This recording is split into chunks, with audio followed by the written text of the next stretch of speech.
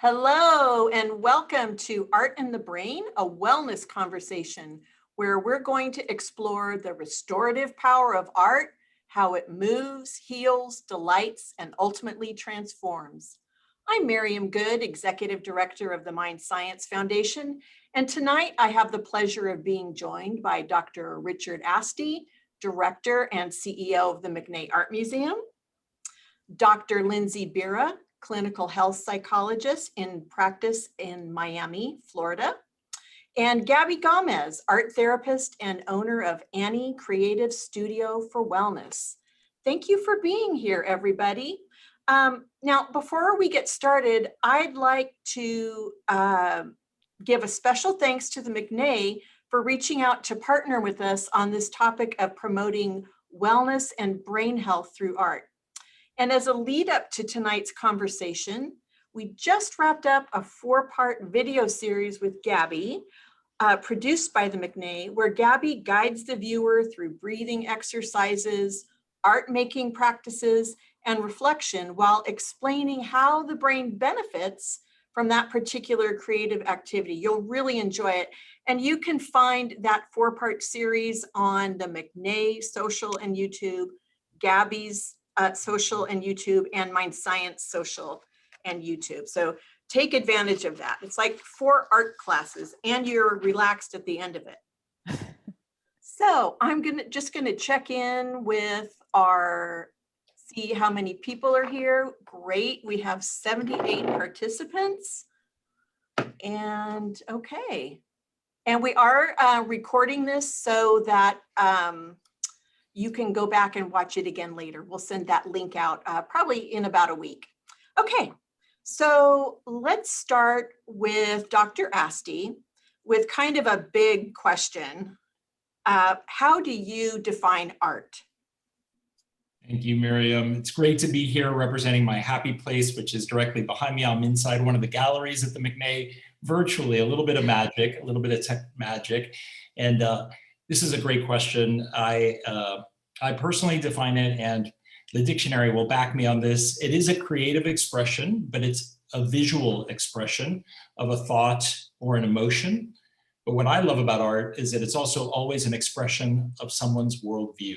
An individual created that object, and that person's worldview is informed by so many forces that we have experts to speak to tonight, including social forces, political, personal identities. Multiple identities can inform that work, which is why when you're experiencing a work of art in the flesh, you're actually experiencing empathy. You're seeing and feeling the world through someone else's eyes. And the magic of experiencing art is when someone else's worldview speaks directly to your own. And that is when art can help you see yourself, understand yourself, make sense of yourself and the world, and help you find a special place that you have within the world. And a personal example, there's a work by, I wish the McNay owned it, by the Puerto Rican artist Pepón Osorio. It's called Nunca se llora en la barbería. You're not allowed to cry in a barbershop, from 1994. It's based on his experience going to the barbershop at 5 in the Bronx as a Latin man and being told not to cry for the first time. Men don't cry. And that message impacted him for the rest of his life. I'm a Latin man, and I've been navigating those social forces about machismo and chauvinism, but I didn't even see it. I was so close to it until I saw that work. It took someone else to help me see something that I had been carrying with me. And for the first time, I was able to really confront it. Beautiful. Gaby, do you, as a creative and a creator yourself, how do you define art? Pretty similar to what Rich was saying. For me, it's an extension of yourself. I would define art as a voice, as a story, but basically as an extension of ourselves. It's the inner world we carry that is finding a way or an outlet to come out. And with art, I would encompass any art medium, art expression through dance, poetry, visual arts, music.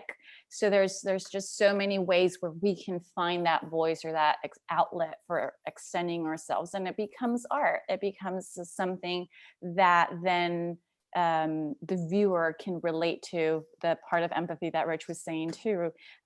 It's not only that extension of you, but as humans, we're made to connect with others. We're not here to be by ourselves. So whatever is in our world and becomes tangible, visual or auditory, and it activates our senses, right? And it becomes art, it becomes beauty, and not from the aesthetic point necessarily of it, but because the beauty is where that connection is being birthed.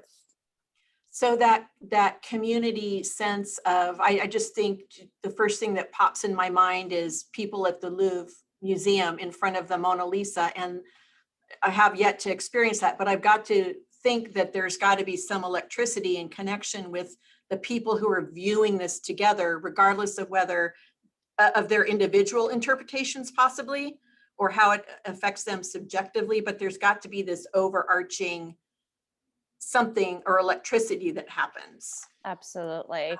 Yes. So Gaby, why do you think that making art, viewing art, and even talking about art is important? And we kind of just touched on this individually and community-wide. What happens when we have that experience, that shared experience of experiencing art? Yes. So just kind of going to what you were mentioning earlier in the question of why it's important that we're having this conversation and we're involved in creating and in making art. I feel that I see the example of animals. They imagine a spider not creating a spider web. What would happen to that spider? Imagine a cricket not chirping at night. What would happen? For us, we are able to see those things as something artistic, something unique, but it's part of their nature to survive. It's part of their nature within the way they're built.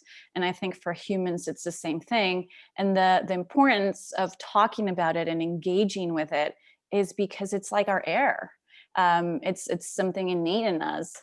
And I think the evidence of programs being cut and only a small percentage being able to have access to the arts is really a cry of how humankind can start dying in a figurative way of speaking, but also in a literal way of speaking, because it's part of just of our heartbeat, that what we were saying of how we view art, what we think art is, because it's our voice, it's our inner world. And if we don't have a way to connect to it, and if we're not taught to nurture it, it's going to be, the end of kind of our inner lives. And then we'll go into the brain part, because there is also the biological portions of it, but this is more from like the heart, the emotional part of it.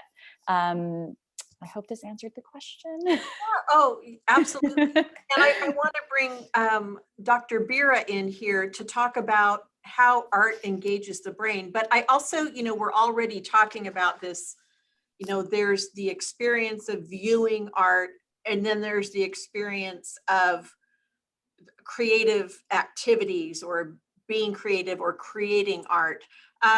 So Lindsay, do you know, or can you talk to us about how art engages the brain? And is there a difference in whether you are experiencing it or creating it from an emotional? Oh, Lindsay, we can't hear you. There you go. Here I am. Okay, the mute button. All right. So yeah, that's a great question. And we know that that art is acting on the brain, whether we are expressing it and creating it or experiencing it. You said something earlier, Meriam, that really kind of got me thinking from this neurobiological level about viewing the Mona Lisa and this collective experience that we have as humans of doing the same thing. And whenever we look at something like the Mona Lisa, we're suddenly thrust into the connection of humans, not only in the moment, at that moment in time, but also across history with such a historically significant painting. And even if there's no one around us, we still experience this sense of oneness, where we have a sense of connectedness. When we look at what's happening in the brain, when we feel connected, we're releasing oxytocin, which is very healthy for our tissues. We're also releasing some chemicals in the reward center, which is dopamine and serotonin, which makes us feel good. So even if we are very lonely in life, if we can look at a significant piece of art and feel connected either to the artist or to other humans who have viewed this and benefited from it, or even just to humanity in general over time, that is good for our tissues, good for our spirit. It's helpful overall. There's been a lot of research that views people in MRIs, so functional MRIs, looking at what the brain is doing in real time as they're looking at different pieces of art. And what we see happen is that dopamine and serotonin increase in what we call the medial prefrontal cortex. And so this makes us feel good. And we get the same benefit from gazing at a piece of art than we do as gazing at a loved one. So that area increases by 10% doing both activities, which is interesting because art is not animate, right? It's inanimate. And our loved one obviously would hit us at a deeper spot, but we get a very similar benefit. We also have a sense of awe, and we know that any sense of awe creates this sense of well-being. It decreases our cortisol levels, which decrease our inflammation. There's other chemicals that we find over time as we gaze at something that it helps us kind of from a chemical level. And it reduces our levels of reported depression and overall stress. And this is shown across many studies. This is also reported by the National Institute of Health in a review that they did of many different studies. And it helps people also deal with the burden of chronic disease. And we can understand why that is, because chronic disease makes us feel down and stressed. And if we can activate those reward centers, then we have a little bit of a benefit, a buffer, if you will. Now, getting at your question of, is there a difference between expressing and viewing? I don't know the answer to that specifically, and I would like to dig into that a little bit more. But when I think generally about our pathways that we have in our brain, and the main ones are basically our reward centers, our pleasure centers, we get the benefit from doing both. When we create something, though, it can give us a little bit of boost in esteem and can also give us a vehicle through which we can express some complicated emotions. This is why art therapy is used with kids a lot of the time. We can talk about difficult stuff through that. And I think just overall being able to do something that grounds us, it's mindfulness based, is extremely helpful. So you're talking and I'm making the point, and that's why we're all here, is that adding art, the creation or the experience of art as an actual part of your wellness program for yourself, as part of self-care. And Dr. Aste, we know, so we're talking about like the personal effect and the benefits of experiencing art or creating art. But we've also talked a little bit about the community experience of art, and that makes me think about social change. Who are the artists, or what role have the arts played through the centuries in promoting social change, or conversely, tamping down social change? That's a great question. And before I answer it, I was just so mesmerized by that last conversation. Thank you all. And thank you, Meriam, for talking about selfishly seeing the Mona Lisa at the Louvre. I'm here before you because I experienced a work of art at a museum with loved ones, had a sense of awe. It wasn't Leonardo da Vinci, it was Botticelli, another artist who I think is better. But that moment, I always thought, oh, it's because I saw a beautiful work of art. It was the birth of Venus at the Uffizi. It was packed. It was a very collective experience. And I was with people I adore. And it was the largest and most beautiful thing I'd ever seen. So thank you for clarifying something I'd never quite put my finger on as a kid. That was beautiful. So this is a great question. Art is political, but it's political with a little p. And it does have the positive force potential for change, for social change, if we're open to really seeing what the artist is reflecting back at us. What is the world that they're showing, and how willing are we to take that call to action, or to your point, Meriam, look away tamp down that potential for social change. One of my dear colleagues in the art museum world, Kaywin Feldman, she's the director of the National Gallery of Art in Washington, D.C. And she said a few years ago that art is political, in particular with a small p, because it addresses the assumptions, the principles relating to a particular sphere. So when you think of the politics of identity or the politics of gender, religion, to your question, the politics of society. And she argued, and I believe her, that art does reflect our beautiful world. We were talking about the Mona Lisa, and Botticelli defined a new level of beauty, but it also reflects back at us our horrific world. And it's what we do with that reflection that is the opportunity to change and move the needle forward, or pretend it didn't happen. So I'm going to give you some historic examples. Proudly in the McNay's collection, where I'm zooming from, Francisco de Goya comes to mind, a Spanish painter from the 18th and 19th century. In 1810, he created a print series that's in the collection of the museum called The Disasters of War. And he created, in his mind, a visual protest against the violence that was happening in Spain at the time when Napoleon was invading Spain and Portugal. It was part of what was known as the Peninsular Wars. And Goya noticed that all the propaganda around those wars weren't also revealing the violence and the impact of those wars on his fellow Spaniards. And he used prints. Prints are very cheap and easy to distribute as a way to get that message across to all strata of society. And to take you now into the 21st century, an artist from San Antonio, Vincent Valdez, created a work that's in our collection called The Strangest Fruits. And he painted this in 2013. It's a portrait of two of his friends dressed in 2013 everyday clothes, hanging from an invisible noose. So it's unclear if they're hanging, if they're floating, but it's a direct reference to the lynching of Mexican Americans in South Texas as recently as the 1920s.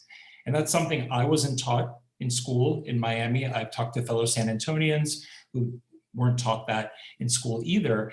And what Vincent is arguing in works like The Strangest Fruit is that, yes, thankfully lynching is now behind us, but racial profiling is not. And he's reminding us that if we don't learn from the past, we are doomed to repeat it in the present. These are just two examples that come to mind where, thankfully, San Antonio and the world is looking at works like this and learning from them.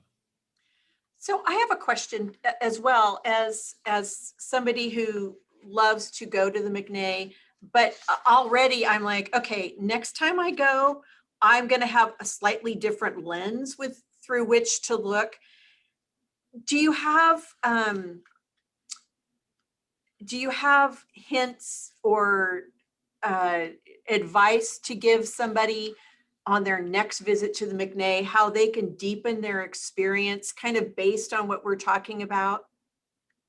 I would definitely go through our website, which was just redesigned and more accessible, because the McNay does something and has something for everyone. I always argue that we are the Netflix of art museums. Stay tuned, keep flipping, and your favorite channel, your favorite work of art will appear here at one point in our calendar, either in the permanent collection directly behind me or one of the 14 temporary exhibitions that come through our museum every year.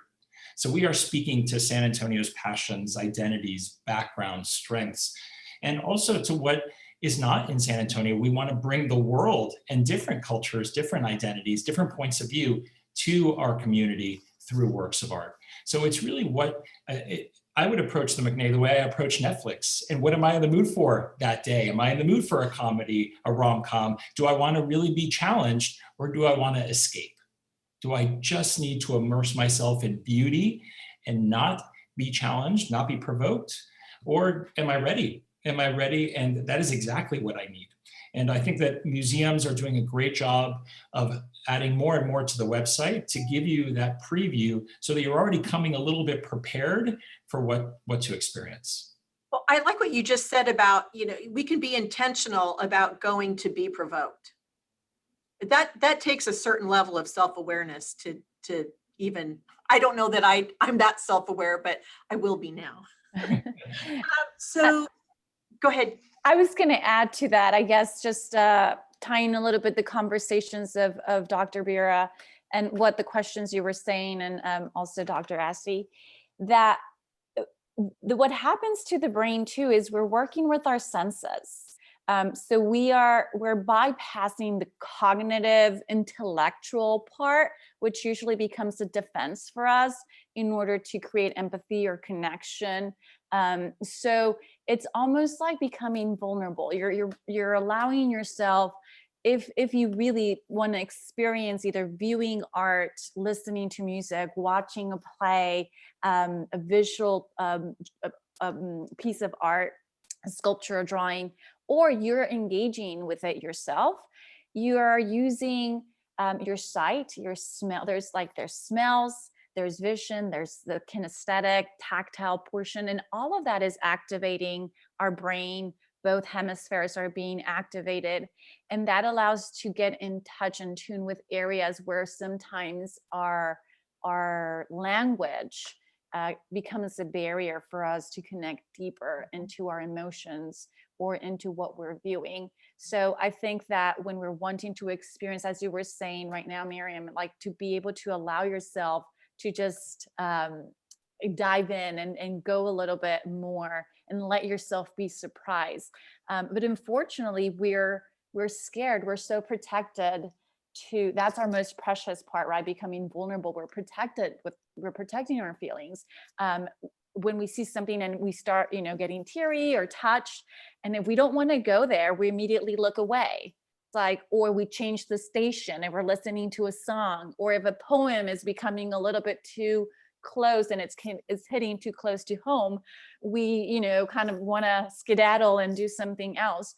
So it's that fear that we have of connecting and going deep. And the beauty about art is that it allows us to go there if we want to be ready. So it can be scary and daunting because it's powerful. It was created by someone who had some connection to it. It was powerful to the person creating it, even if it wasn't for therapeutic wellness purposes. If that person created art for, say, an advertising, if we're creating something that was more thought of provoking, but not necessarily touching the soul, it's still going to, because it's just a natural way of extending ourselves to others.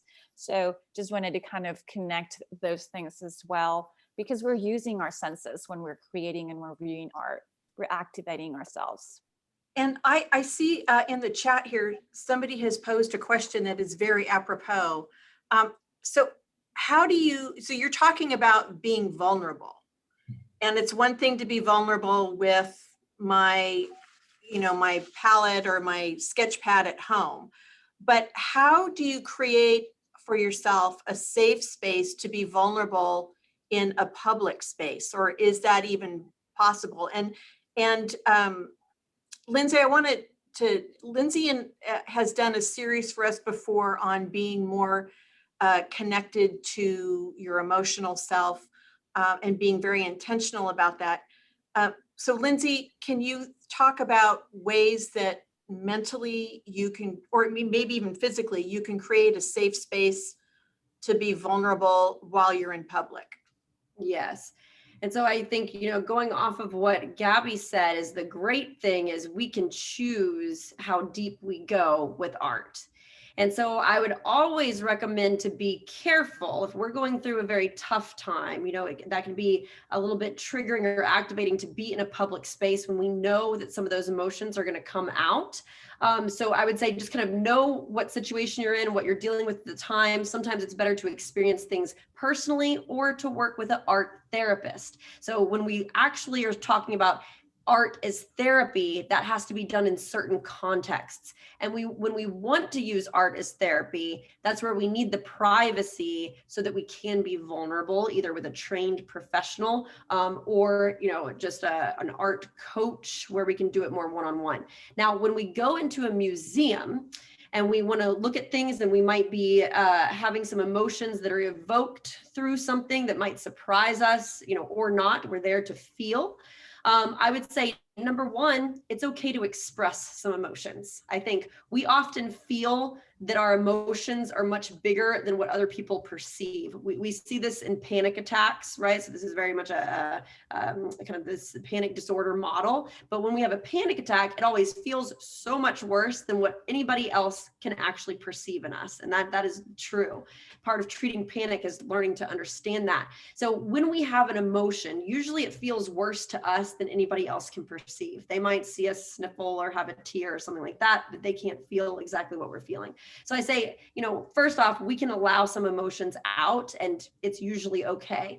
If we find ourselves being too triggered in an art museum, or we're starting to lose control over emotions, or it brings up the thought of a loved one who we've lost and we have a grief reaction or some type of trauma reaction, the best thing to do is what we call grounding skills. So kind of stepping away from the thing that's causing this, doing some deep breathing. So we know as soon as we start to take deep breaths, we activate our frontal lobe, we calm down the limbic system, and we get more control. Getting some fresh air, some nature, anything that grounds us. I think it's just important to kind of know what might come up and know your limit of what you're comfortable with. And, kind of letting somebody know, somebody that you might be with, let them know, hey, I need to take a beat. I need to go outside. This is what's going on for me. And or just, getting their support while you experience an emotion. I really appreciate the differentiation you're making between, we're not teaching people art therapy on your, do-it-yourself art therapy. What we're talking about here is learning about how the brain processes this and how art therapy works. But we're also talking about something that everybody can do, which is adding art and creativity as a wellness practice.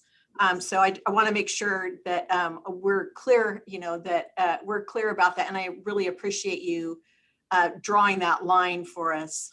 I made a joke. And I would add to that we're controlling what we can look at, right? So, the wonderful thing about how we're living now is we have the internet. And so on the internet, people have curated lists of art and music, any kind of art form, visual, auditory, where we can find certain resources that are known to evoke certain emotions. So if you want to use art as a part of your wellness practice, and I'm sure Dr. Aste could maybe give us some resources or just recommend that we go to the museum, but there's channels either on YouTube or just been posted on a blog where we can actually look at pieces that elicit certain emotions. So if you want to feel the connectedness of humanity, Google that and find those paintings. If you want to feel a sense of joy, Google that. If you want to experience history, right? This is the great thing about the internet. So I would recommend, for everybody, when we consider wellness, we have to also tap in and say, what do I need more of, or what emotion would I like to practice experiencing?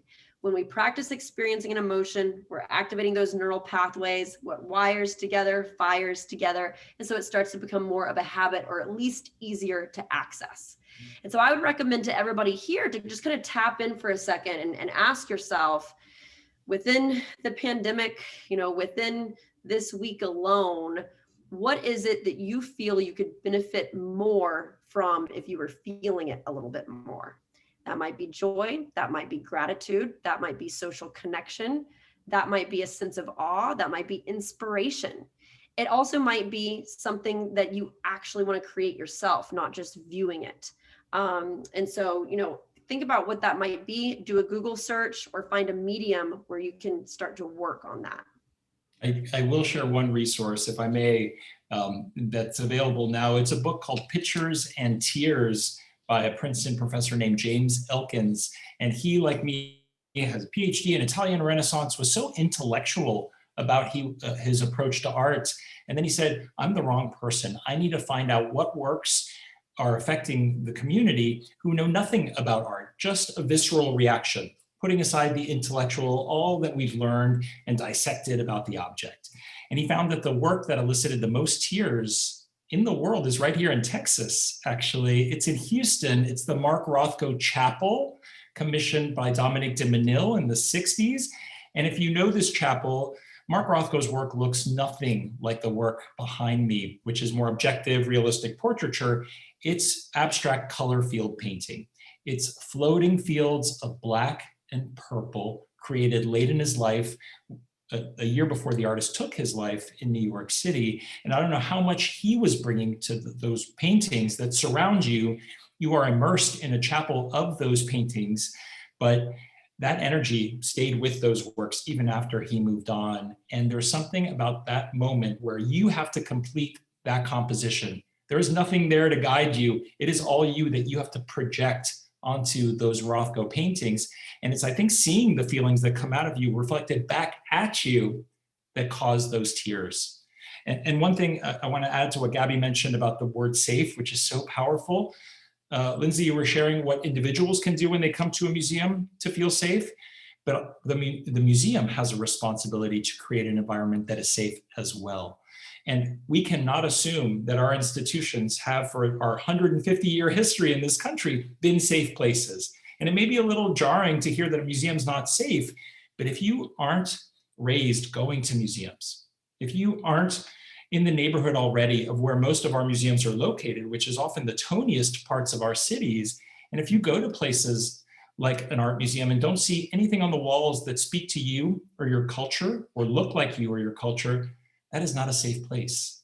So what we've been doing is leaning into that and training your first contact at a museum, which at the McNay is our very gifted team of volunteers we call docents, not only in art history, but also in cultural competency, to speak the language of the young children, the fragile children who are having their first museum experience anywhere at the McNay, coming to Alamo Heights, climbing up a flight of steps, entering a gorgeous 25-room Spanish colonial revival mansion that doesn't maybe look like the home that they go back to at the end of the day, and speaking their language and honoring their beliefs, honoring their culture, and meeting them where they are. And then the more we can do is what you're seeing behind me, which is starting to add works in the collection by women artists, by artists of color, and really reflecting the community that we want to be here so that they know that they were meant to be here. I appreciate what you just said. It leads into what I was going to bring up next. And you've already started talking about this, about the role of the art museum in making transformation possible, not only personal transformation, but also community transformation, and how museums really have a responsibility. And I don't know the history of art museums in America or in the world, but I don't know if that's something that's always been felt as the responsibility of the art museum, or I think specifically of the McNay and the other museums in San Antonio. But can you talk a little bit more about kind of the intentionality behind, and you've already referenced that, the intentionality of making transformation possible? Absolutely. I mean, clearly you got from my response a few minutes ago how passionate I am about this. And we're so passionate that the McNay just rewrote its vision statement last year to include transformation. So now our vision is to be San Antonio's place of belonging, where our museum's expanding community, because it's growing by the minute, is reflected in transformational art experiences. And I am a firm believer, I'm a personal beneficiary of this, that your life can change and even transform after a single art museum visit, if we're doing our jobs well. And what that looks like is if what we're putting on the walls of our galleries is not only representing, but affirming and celebrating you as the visitor. So I believe it's not just the McNay's moral responsibility, but it's any institution that's in the world of visual culture, whether it's an art museum or an animation studio. My partner Max works for Nickelodeon. He has the same responsibility creating Baby Shark TV shows for preschoolers. Or if you're in film and television, if your job is to add to our visual culture, then your job is to represent our communities positively, with dignity, and with respect. Because we know, and we've seen this, that representation matters. And if that representation of you is positive, it sends a very powerful message that your identity and your lived experience matters.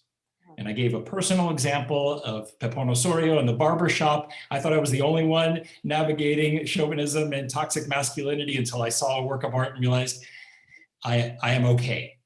What I am experiencing is not only what I am experiencing. Others share this experience with me. And I needed that sense of solidarity.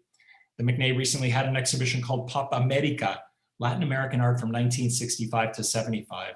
And it's about every member of our Latin American community who left their countries of origin in the 60s and 70s under military dictatorships and came to this country for a better life. And that's my story too, but I thought that's not a story worthy of a museum, or it's not worthy enough of visual culture for it to ever be at the McNay.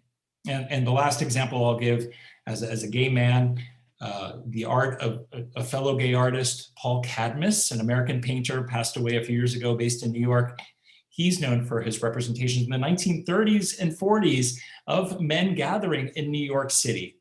And in those representations, I saw for the first time men as a couple.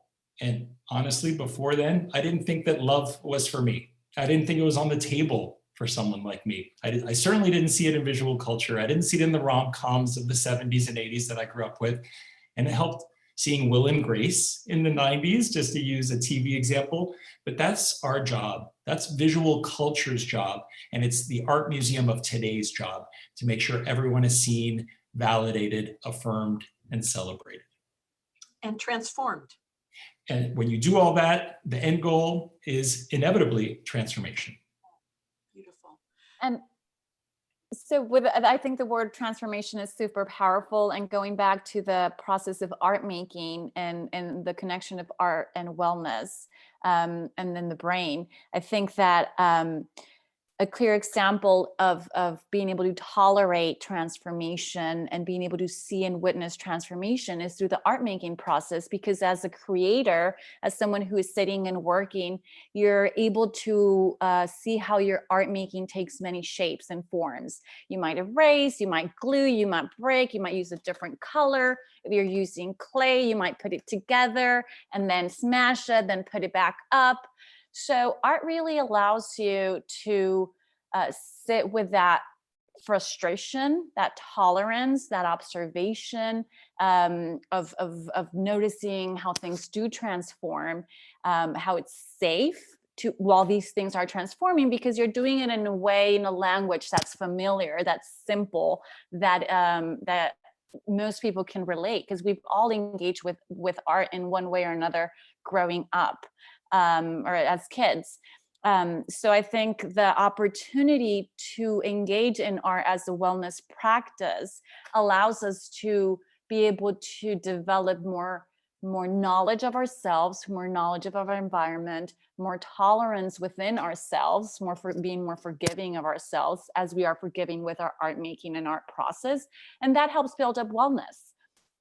So in a very gentle way, in a very subtle way, in a very playful and fun way, we can help our brain to adapt, to adjust, to transform that plasticity that the brain has, instead of verbally having to make changes for people to understand you better, for people to get to know you. You're helping create those conversations through the visual or the auditory expression, which are the arts. Can you, I see a lot of questions here or topics in the chat asking, like, what are some practical things that somebody can do? And I would encourage, if you have that, you did that 4-part series for us that has 4 individual practices. So that's a great resource. But I'd like you, Gaby, can you give just a brief example of what that might look like? And then Lindsay, if you could also jump in afterwards and talk about kind of setting an intention as somebody would be approaching either a creative endeavor or planning that trip to the museum with the intention of X, Y, and Z. So I'd like to get both, like this practical, artistic, creative side, but also like the intentional, emotional brain prep side of it. Absolutely.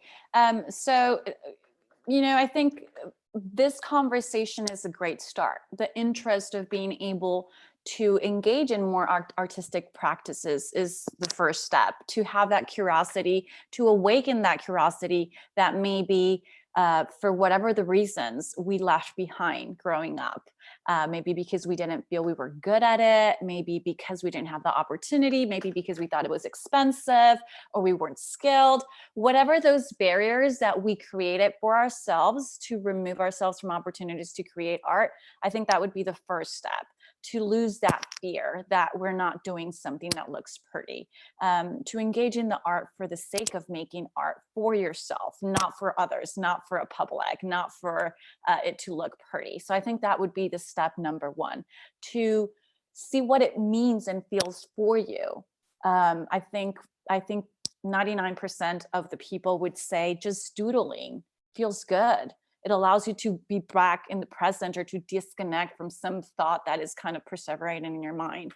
So that would be the first step. And then just some common practices is to try different things to see what speaks to you.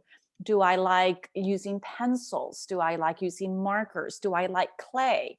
So allowing yourself to explore and experiment, again, with that mentality of everything goes. There's no right or wrong way. There's no expectation set, but the expectation to just enjoy the moment. And the minute you're not enjoying creating, whether it's writing or moving or drawing, then do those shifts. And I think that's where we start learning about how we can also shift in life. So if I'm having a hard time tolerating what I'm seeing that's being created, whatever I'm drawing or painting, even if it's an abstract mixture of colors, if I'm being hard on myself, that's an opportunity to reflect. Wow, where else do I experience these things? Without diving deep, you're not psychoanalyzing yourself, as Lindsay was saying earlier, right? Those things, if you want to use art in the practice of a clinical environment or of something where you can work more on your mental health, absolutely. As an art therapist, I'd say that's where you take that.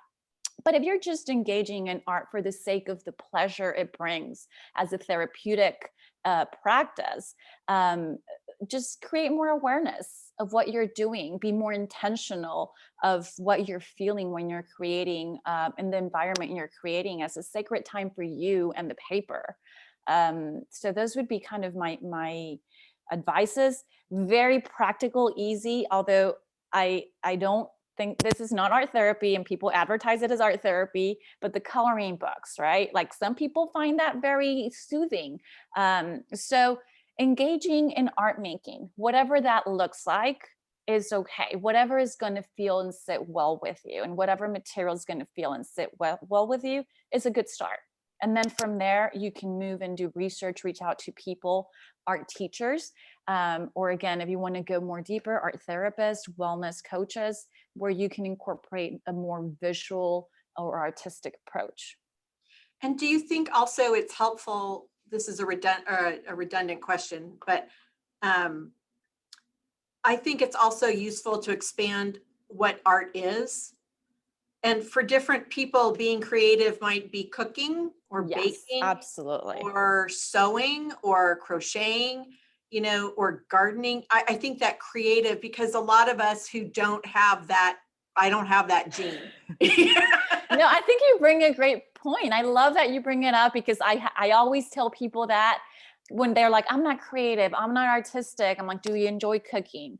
Even like sometimes decorating the plate, or making the table look nice, or making a flower arrangement, or when you're dressing, picking up your clothes. I mean, we're activating our creativity. We're activating that part of our brain where we're being artistic or being creative.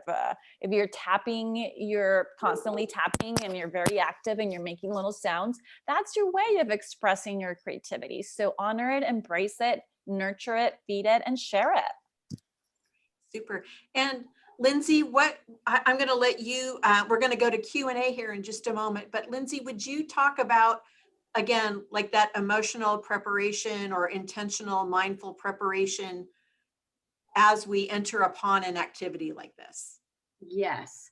And so I would challenge everyone. We've been in this pandemic. We've been, socially isolated. And from a clinical perspective, evidence-based treatment says when we have low mood, behavioral activation is important. Behavioral activation means just planning something to do. So I encourage everybody to have the intention of just allowing their mood to lift a little bit by planning either a visit to an art museum, even if you don't feel comfortable going indoors to an art museum, which I know they all have great protocols with COVID cleanliness. I'm sure Dr. Aste could, yes, he thumbs up. Exactly. I've been so impressed with how businesses have been responding to this. But if you don't feel comfortable, guess what? Nature is art. You can go on a stroll and look at the patterns that a leaf creates. And this is a mindfulness exercise. Pull off a leaf and really look at it, break it in half, look to see what you see inside. Why is it so green? What colors, what shades of green do you see? You know, any other things that you notice about it? That is noticing the art that just occurs around us naturally, right? And that's what a lot of artists are inspired by, as we've heard examples of today. So I would encourage everybody to be open to experiencing that. And to also, if you go into an art museum or you do that Google search, be very curious. We call this gentle curiosity. As you look at new paintings or listen to new forms of music and let something flow through, just be very curious and observational about what it brings up for you. We experience a lot of benefit from just letting something free flow. I think we've been challenged to step into this during the pandemic, like what's going to happen tomorrow, we don't know. So we've all had to exercise this, and we can exercise this skill intentionally by just allowing whatever comes up and be very curious about it as we intentionally look at different art forms. I would also encourage people, like Gaby said, to go to the dollar store. Get a, one Dollar Tree, love that place. Just get a little palette, right, of the watercolors, get some Play-Doh, different forms that you can just create some art and sit down, set your timer for an hour, just see what comes out. You can also go through a list of emotions. You can get an emotion wheel off of the internet, my favorite place, and then take the Play-Doh and say, okay, I'm going to make something that feels like sadness right now. I'm going to make something that feels like joy. What does disgust feel like, right? Just use that to just be creative and let it flow. So I challenge everybody to just kind of see how you might be able to incorporate some art this week to be flexible and to behaviorally activate. Those things are very good and healthy for us. Yes. Wonderful. Well, did you want to say something? Just super quick. I'm going back to safety, and I think we've all kind of talked about this. I would encourage people to, not be scared of approaching feelings, but definitely be gentle with yourselves. From tonight's conversation, we all can agree that art is super powerful, extremely powerful to create and to view. And it can be, we don't want to be masochistic and want to kind of jump in and look for these feelings and dive into these feelings, especially if you're not accompanied by someone. So if that's what you're wanting to, I would recommend you do that with a professional. Don't sit by yourself and want to explore your feelings on your own. I think the reward system of the brain of viewing and doing art more on like the positive note.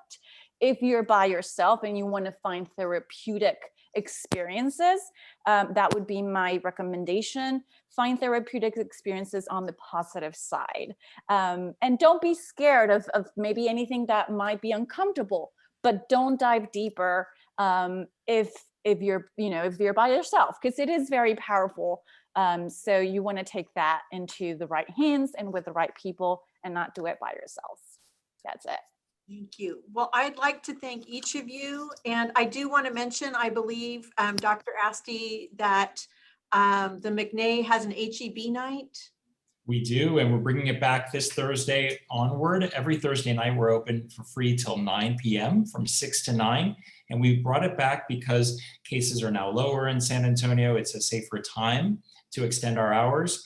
And it's beautifully timed with the opening of our new exhibition that opens this very Thursday called Limitless, 5 Women Reshape Contemporary Art.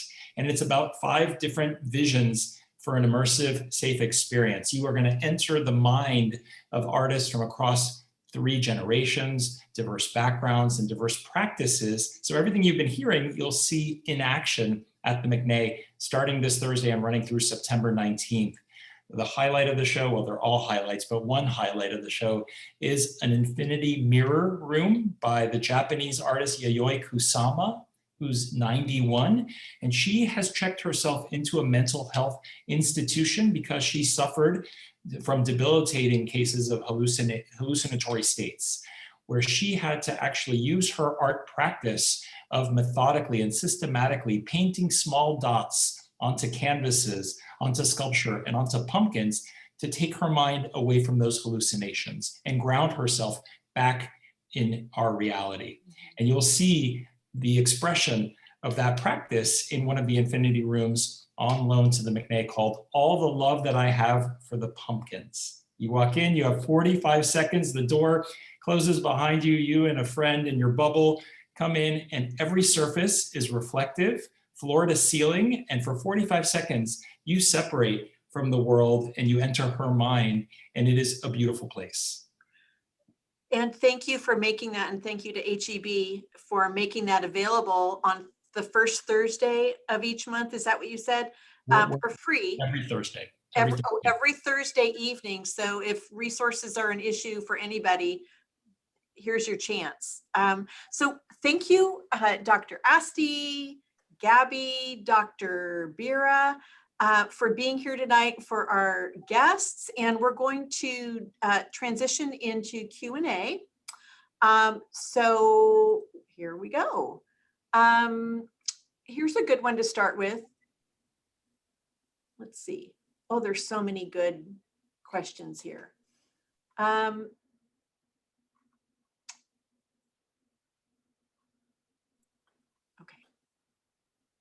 Sorry, I lost it. Technical difficulties. Okay, here's one. Do you consider photography to be art? And I think we've already answered that. But yes, I'm sure you would all say yes. Let's see here. What else do we have? Boy, so many.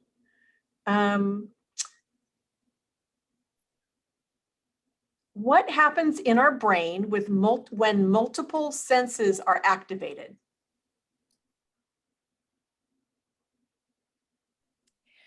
Okay, so I'll just share a little bit. So our two hemispheres are going to respond to that activation. So basically, we're allowing more communication between our cognitive side and our creative side. But if you want to go deeper into our emotions, when we activate our senses, our reception of information is through our senses. We hear things, we taste things, we touch things. So we're inputting information constantly to our brain through our senses. So when we activate them, we can access those memories, those sites, those places within our brain. So it can be extremely powerful from a therapeutic standpoint, and also to reprogram or create new pathways within our brain if we're trying to use it as a healing practice. A lot of it, the trauma work activates our senses to help to work through that trauma, because that's how our brain is storing a lot of information. So that's one component, but many other things are happening cognitive wise, how we learn, how we talk, how we move, our motor skills. So there's just so many things that get activated within our senses. I don't know if Dr. Bira wants to comment a little bit more, but it's a big topic. Yeah, definitely grounds us. And, you know, in terms of all senses at once, I think that can be a little bit distracting. What we practice in mindfulness is focusing on one sense at a time, which heightens our awareness and our processing level of that sense. And we tend to notice more things than we would have otherwise. So that's kind of the practice that I do. And I think when we talk about art, right, we have visual art and we can focus on colors and the visual portion. We can close our eyes and listen to music and kind of be lost in the music a little bit more. So that's kind of what I think about when I think about different senses, the power of focusing on one sense at a time. Here's another one. Many of us don't do art because we judge our artwork as not good enough. Any thoughts about how a suspension of judgment during artwork may spill over into the rest of our lives?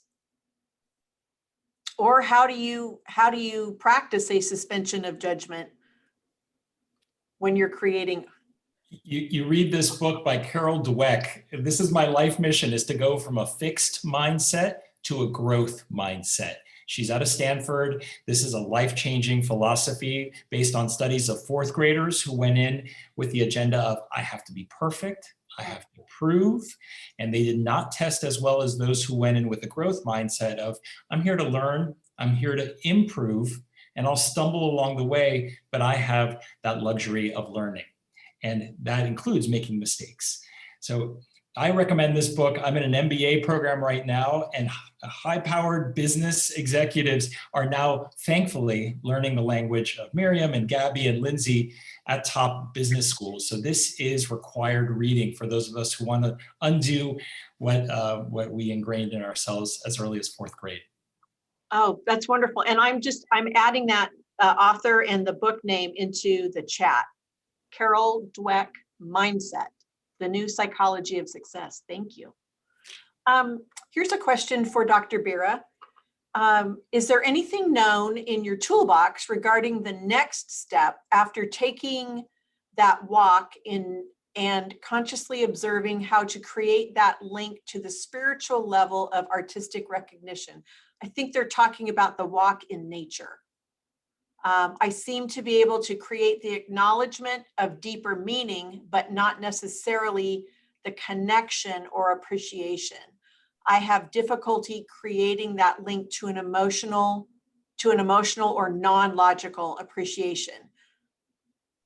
Yeah, that's an interesting one. And really what's happening here is your thinking mind is getting in the way. I mean, it's a common problem. You know, I think this is difficult. We can experience from a sensory level, we can feel a little bit connected, we can feel appreciation, but sometimes this is more intellectual. How do we really tap in viscerally and feel that? This is where I would concentrate on that sense of awe or the sense of oneness. And what we can do with this is we can kind of think about things that just kind of throw that sense of awe at us. Usually this is like an extremely vibrant sunset or some kind of nature phenomenon, or, just kind of watching a baby giggle. I don't know, a puppy, right? There's some things that just kind of halt us in a moment and give us that natural sense of awe. We all know what that feels like. Most people do anyway. And so if you're walking through nature and you're getting that intellectual appreciation, see if you can tap in and harness that feeling of that sense of awe or that sense of oneness, right? So, kind of thinking about all the people using a space. We did this whenever I was leading the mindfulness group in the Pearl, where we sat there with our eyes closed and we contemplated all the people who were using this space. Now, the green space, the Pearl, San Antonio as a whole, everybody with different intentions, but everybody living their life. And when we concentrate on that for a second, we can start to feel a sense of oneness, that we're all here doing a different thing, but it all contributes to the experience. So there's little hacks like that I would recommend, concentrating on that emotion, bring up an image of a sunset or something, focusing very deeply on something might do it a little bit, but it is hard because it's very hard for us to just let go. It is. And can you, and we'll wrap up with this, maybe from each of you, how would each of you push past that uncomfortable, vulnerable feeling as you're creating? So Gaby, you talked a little bit like when you're doing practicing a particular form of art and you feel that, is there a point where you feel that either I need to do something else or I need to persevere past it? And can each of you speak to that? It's kind of a very general question. I would say to sit with it. Like, there's no better place to do it than with art and the experience of art making, to allow yourself to put yourself in an uncomfortable position, because it's art and it's something that should be friendly and not easy to kind of just engage with, and do it in a place that's private and personal for you, because I think a lot of it has to do with the pressure we feel from others. So if we're creating in a place where others are creating as well, where we tend to compare ourselves, we tend to minimize what we're doing. But if you're starting a practice where you can just in your house, there's this saying of like, dance like no one's watching, right? So really just dance like no one's watching, and for the sake of doing it and allowing yourself to get past those preconceived notions of the teacher telling you, oh, that doesn't look like a horse and you're supposed to be drawing a horse. Oh, that's a pony, right? No, it's supposed to be, or suns should be yellow. Like all these preconceived notions that we have of how things should be and look, starting to break those patterns. And if we do it with art that is a little bit more forgiving and friendly, then our brain can adapt those changes and transformations into our daily lives. If our brain knows it's safe to do it with a piece of paper, it's safe to rip it, it's safe for a teddy bear to look like a dinosaur if we want to. If our brain learns safety to be yourself, to express yourself, to do and enjoy in the art making process, then our brain starts learning to feel safe in the world again. And so, I would need a more, I think, circumscribed or structured approach, because I do have difficulty just kind of letting go of rules sometimes, right? So what I would suggest, and I love the timer method, is, and I think, Gaby, I think your suggestion is a great one. I'm just thinking about myself and what I would need to let go fully, is setting a timer for 30 minutes, where for this full 30 minutes, I'm completely invested in this task. And then I would take maybe one color, one at a time, and experiencing the color of red and thinking what that reminds me of emotionally, memory-wise, sensory, what other things are red. Then I would move on to another color, right? These are things that you can do to just open up this space and allow yourself to fully just be in it without trying to escape or having some goal or something like that. The goal is just to exist in the time and experience. And I would remind myself of other times in my past where I've been up against a challenge and been really tempted to quit, and remember the moments where I did power through and come out on the other side. I survived and I did well. It may be, in your case, an example of a new job where you had to learn a new skill, and now you know how to work in Excel, but there was a time you were overwhelmed by Excel spreadsheets. Or if you ever picked up a new language and thought, I can't do this, and somehow you kept going and you got to a conversational stage. And I will always use the words in moments like this of a new skill of my inspiration, Michelangelo, who ended up being the focus of my dissertation: draw, draw, and draw again. He drew every day of his life. He never stopped practicing. I think that that's the perfect note to end on. I want to thank each one of you for being here. The recording will go out next week. And remember, draw, draw, draw. Bless you all. Thank you for joining us. Good night. Good night.